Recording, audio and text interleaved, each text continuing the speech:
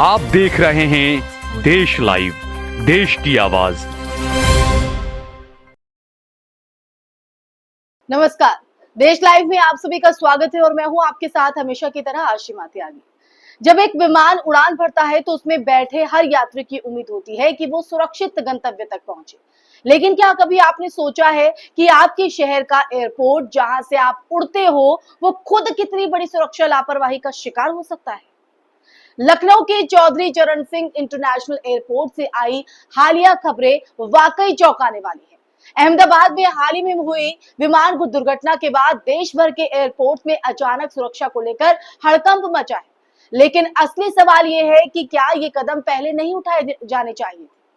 क्या ये सिर्फ एक दिखावटी एक्शन है? आइए आज इस पूरे मामले को चर्चा के जरिए पूरी विस्तार से समझते हैं। आज यही मुद्दा है, एयरपोर्ट का सुरक्षा सर्कल और मौजूदा खतरे। सबसे पहले इस पर बात करते हैं। लखनऊ एयरपोर्ट के 10 किलोमीटर के दायरे में लेजर लाइट्स और पतंगबाजी पर रोक लगाने का प्रस्ताव आया है, लेकिन सवाल यह है कि अब तक ये खतरे अनदेखे क्यों थे? कई बार पायलट्स ने रिपोर्ट किया कि लैंडिंग के समय लेजर लाइट्स उनके विजन में बाधा डालती है। पतंगबाजी धागे में उलझने के मामले में भी सामने आ चुके हैं और उसके बावजूद सालों से इस पर कोई सख्त कदम नहीं उठाया गया, कोई सख्त एक्शन नहीं लिया गया। इसके अलावा एयरपोर्ट के पास मौजूद मांस मछली की दुकानों को हटाने की बात हो रही है।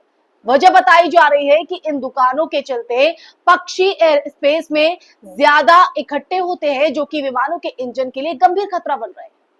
लेकिन सवाल यह है कि इन दुकानों को लाइसेंस आखिर किसने दिया? किसने ने ये खोलने की इजाजत दी? और जब खुलवा दी है तो अब उनको हटाया जा रहा है। अहमदाबाद विमान हादसे का असर सीधे तौर पर देखने को मिल रहा है, क्योंकि हाल ही में जिस तरह से अहमदाबाद में जो विमान हादसा हुआ, उसने पूरे देश भर में एयर ट्रैफिक कंट्रोल और एयरपोर्ट मैनेजमेंट सिस्टम की पोल खोल कर रख दी।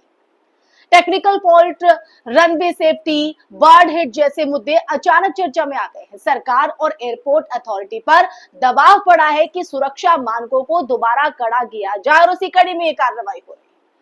लखनऊ एयरपोर्ट की बात कर रहे हैं। लखनऊ एयरपोर्ट पर भी जब इसी डर से ताबड़तोड़ फैसले लिए जा रहे हैं, लेकिन जनता का सवाल यह है कि जब इतने सालों से खतरे मौजूद थे, तब एयरपोर्ट अथॉरिटी क्या कर रही थी? कहां थी वो? हाई राइज बिल्डिंग का विवाद भी यहाँ पर देखने को मिला, जहां देश के कई शहरों में एयरपोर्ट के आसपास बनी ऊंची इमारतें अब विवाद का विषय बन गई हैं। लखनऊ में भी कई जगहों पर 10 से 12 मंजिली इमारतें और एयरपोर्ट से महज कुछ किलोमीटर की दूरी पर खड़ी हैं। डीजीसीए और एएआई के नियम साफ ये कहते हैं कि रनवे के पास एयर स्पेस में किसी भी तरह की बाधा नहीं होनी चाहिए। अब सवाल उठ रहा है कि जब ये इमारतें बन रही थी, तब इनको एनओसी यानी नो ऑब्जेक्शन सर्टिफिकेट किसने दिया? क्या स्थानीय नगर निगम, विकास प्राधिकरण और एयरपोर्ट अथॉरिटी से ये सब हो रहे थे? सो रहे थे क्या? अब अचानक आदेश आ रहे हैं कि इन इमारतों को तोड़ा जाए। इससे उन हजारों परिवारों का आखिर क्या होगा जो वहां सालों से रह रहे थे, जिन्होंने अपनी जमा पूंजी इसमें लगा दी? अब उन्हें अचानक से कह दिया है कि आप चले जाइए। तो वाकई सवाल हो जाता है कि क्या अथॉरिटी प्रशासन सो रहे थे? अब जो हजारों परिवारों पर ये कहीं ना कहीं कार्रवाई का डर सता रहा है, उन्हें लग रहा है कि वो कहां जाएंगे, क्या होगा उनका? अब प्रशासनिक लापरवाही और मिलीभगत के आरोप इसमें सीधे तौर पर लग रहे हैं और देखिए दिखाई भी दे रहा है, क्योंकि ये पूरा मामला एक बड़ी प्रशासनिक लापरवाही और भ्रष्टाचार की तरफ इशारा कर रहा है। जिस जोन में निर्माण प्रतिबंधित था, वहां इतनी ऊंची इमारतें खड़ी हो गई, इतनी ऊंची बिल्डिंग खड़ी हो गई। आज जब खतरे जो है सिर पर मंडरा रहे हैं, तो आम जनता पर कार्रवाई की जा रही है। क्या जिम्मेदार अधिकारियों पर कार्रवाई नहीं होनी चाहिए?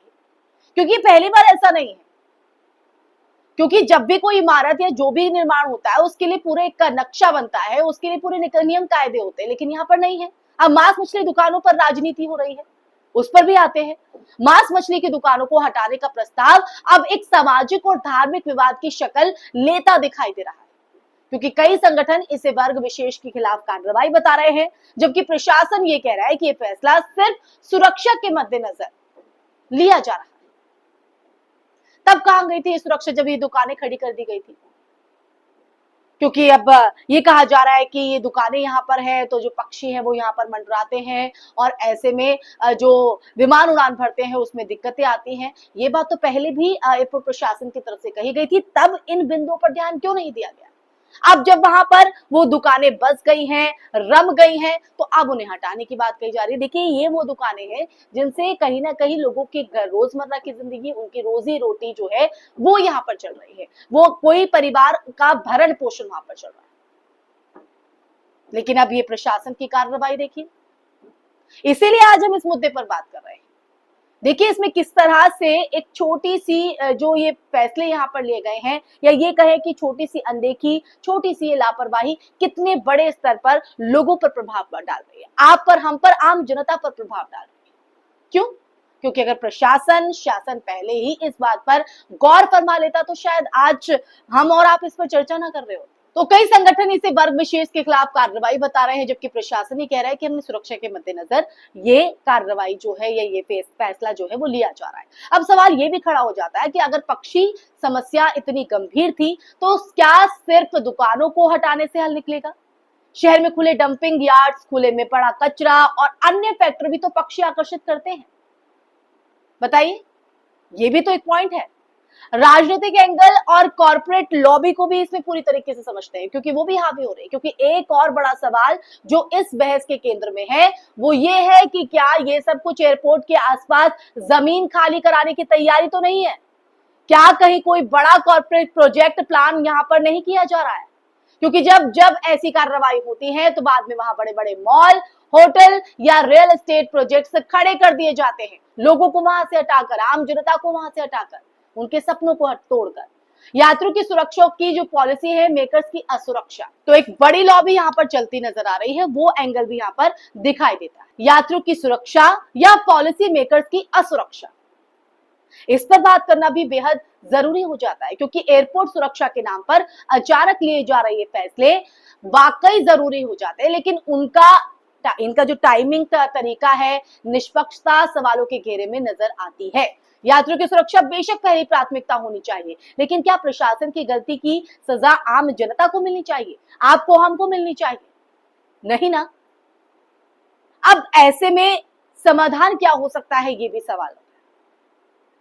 ट्रांसपेरेंट ऑडिट, एयरपोर्ट जोन में बने हर निर्माण की स्वतंत्र ऑडिट हो, ये पहला पॉइंट है।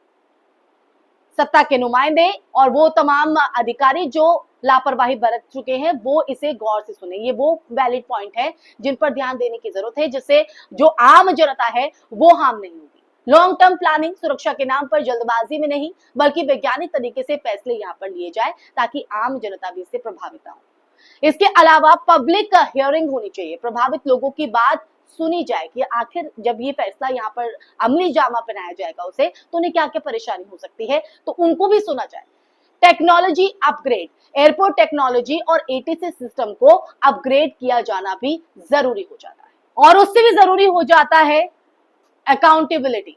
जी हाँ, जिम्मेदार अधिकारियों पर कार्रवाई हो, क्योंकि ये पहला ऐसा कोई मामला नहीं है। इस तरह के मामले लगातार सामने आते हैं कि शासन प्रशासन की लापरवाही के चलते लोग अपनी जमा पूंजी लगाते हैं अपने आशियाने में, और फिर अचानक से कुछ प्लान होता है, बड़े फैसले ले लिए जाते हैं, फिर उनको हटाने का वहां से काम किया जाता है। तो अकाउंटेबिलिटी भी जो है वो यहाँ पर तय होनी चाहिए।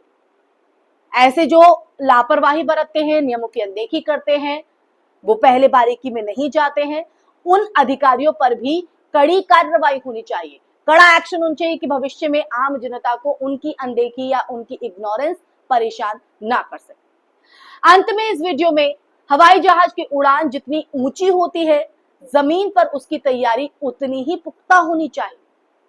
लखनऊ एयरपोर्ट का ये ताजा विवाद हमें एक बार फिर याद दिलाता है कि सुरक्षा के नाम पर लीपापोती नहीं, बल्कि ईमानदार और दीर्घकालिक समाधान जरूरी है।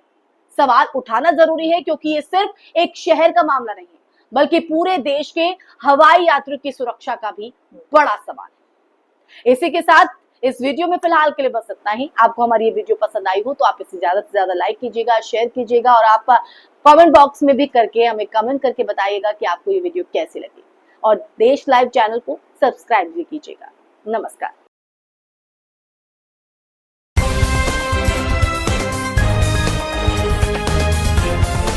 देश और दुनिया की तमाम छोटी और बड़ी खबरों के लिए हमारे चैनल को सब्सक्राइब करना न भूलें और बेल का बटन जरूर दबाएं।